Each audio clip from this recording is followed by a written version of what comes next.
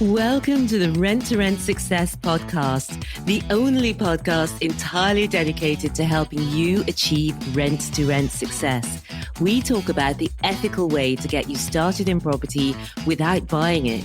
This is our place to inspire each other to believe bigger, to be bolder, and to be game changers for good. Property investors and sisters Stephanie and Nicky Taylor are your guides on this exciting ride. Let's start up the engines and get ready to fly.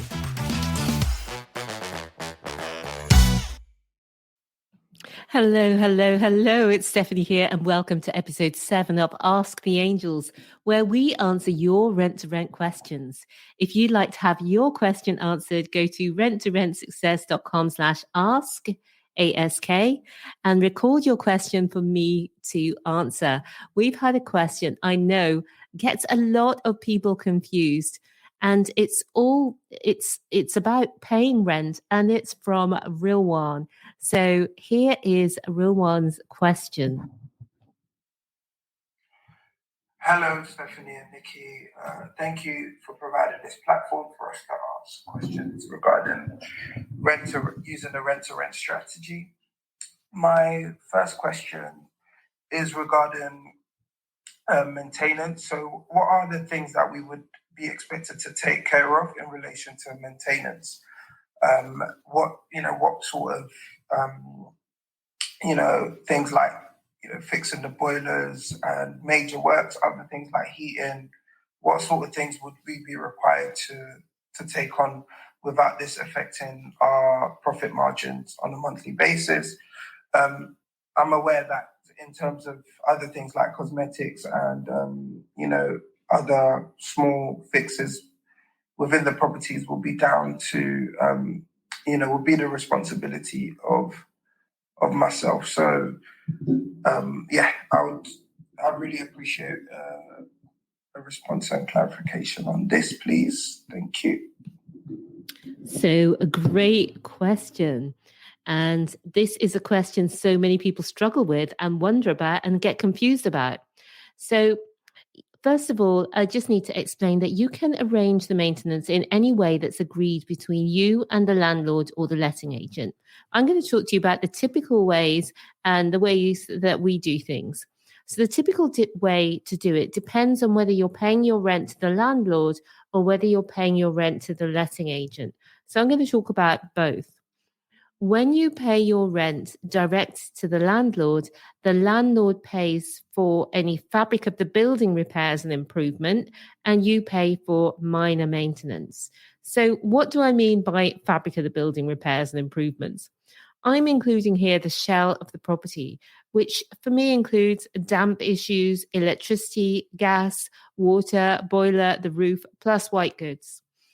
So by minor maintenance, I'm including all of the small things that can happen, like handles falling off, replacing a shower curtain, adding pictures, adding dressing.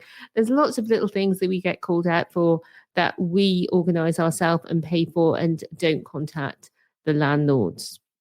So that's the first kind of arrangement. So it's pretty much as you thought, Rilwan, with that breakdown.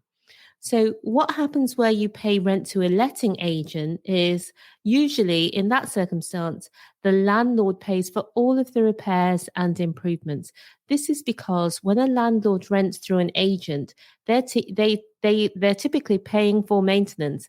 And this can continue even with you as a tenant. It's depending on what you agree between yourself and the letting agent or yourself and the landlord.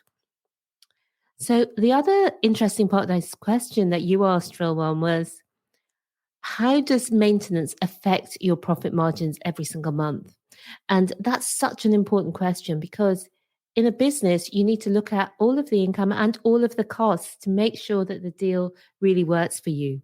So we allow up to 3% of the rent for minor maintenance. And so far across the portfolio, we haven't exceeded that. So, Rilwan, I hope that gives you the clarity you wanted. When you're paying rent to a landlord, you normally pay for minor maintenance, and the landlord will pay for big repairs like the ones you mentioned, such as boilers and heating. And when you're paying rent to a letting agent, the landlord will normally pay for all repairs. So just as a side note, if you're in the Rent to Rent Kickstarter programs, you'll find more details about exactly how to run your HMO so it gives you freedom, both financial and time freedom. And that's all in M6.5. And again, make sure that you have the right contracts too, which will protect you if a landlord refuses to pay for urgent repairs, such as a boiler breakdown in winter. And you can find out more about contracts on our blog, and that's at renttorentsuccess.com/contracts blog. renttorentsuccess.com/contracts blog. So I hope you find that helpful. If you would like your question answered like Rilwan did, go to renttorentsuccess.com/ask, record your question there, and we'll record an answer for you for a future episode. Or if you'd like the free Rent to Rent Success guide and masterclass, go to renttorentsuccess.com/guide and we'll send that over to you. That's all for now. I'll see you next time.